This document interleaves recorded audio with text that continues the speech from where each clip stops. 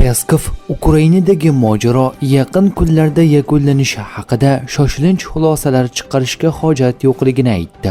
Kreml matbuot kotibining fikricha, turli mamlakatlardagi ko'plab kuchlar tinchlik jarayonini izdan chiqarishga urinadi. Shu bilan birga Peskov AQSh prezidentining maxsus vakili Steve Witkoffning Rossiyaga tashrif sanasi hali belgilanmaganini qo'shimcha qildi. Trump Maduro bilan muzokaralar o'tkazish haqida fikr bildirdi. Agar biz insonlarni hayotini saqlab qola olsak va buni hammasini oddiy yo'l bilan amalga oshirsak, bu ajoyib. Agar murakkab yo'l bilan harakat qilishimizga to'g'ri kelsa, bu ham ajoyib, dedi AQSh prezidenti.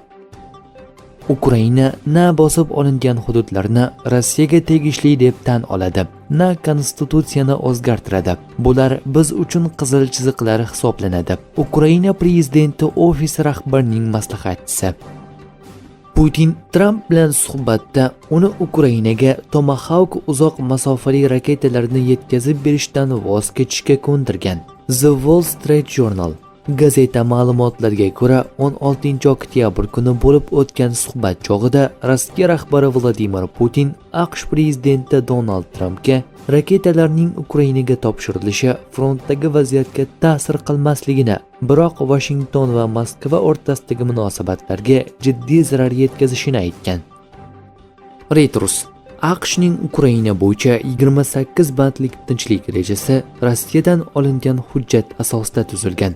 Ukrainadagi urushni to'xtatishga qaratilgan va AQSh tomonidan qo'llab-quvvatlanayotgan 28 bandlik tinchlik rejasi Rossiya mualliflari tomonidan yozilgan va oktyabr oyida Trump ma'muriyati olgan memorandumga asoslangan deya xabar bermoqda. Agentlik vaziyatdan xabardor 3 ta manbaga tayanib, rasmiy maqomga ega bo'lmagan ushbu hujjatda Kreml ilgari muzokaralarda ilgari surgan bandlar, jumladan Ukrainaning hududiy yon berishlari haqida talablari mavjud. AQSh armiya vaziri Ukraina muqarrar mag'lubiyat haqida ogohlantirdi. Dan Driscoll Rossiyaning Ukrainaga raketa hujumlari intensivligi oshayotganini ta'kidladi. Rossiya juda uzoq davom etadigan urush olib borishga qodir ekanini ko'rsatdi va vaziyat yanada og'irlashib ketmasidan avval Kiyev tinchlik bo'yicha kelishuvlarni qabul qilishi lozim, dedi Driscollning yozadigan so'zlarini keltirgan nashr. Ukrainadagi urush 2025-yil oxirigacha yakunlanishi mumkin. NATO bosh kotibi Marko Rutte El País gazetasiga bergan intervyusida bunday ssenariy amalga oshishi mumkinligini aytdi.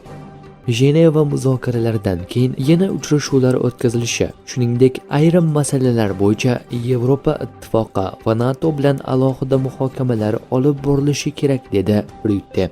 Shuningdek, u muhokama qilinayotgan tinchlik rejasi Rossiyaning Yevropa uchun uzoq muddatli tahdid sifatidagi bahoni o'zgartirmasligini ta'kidladi.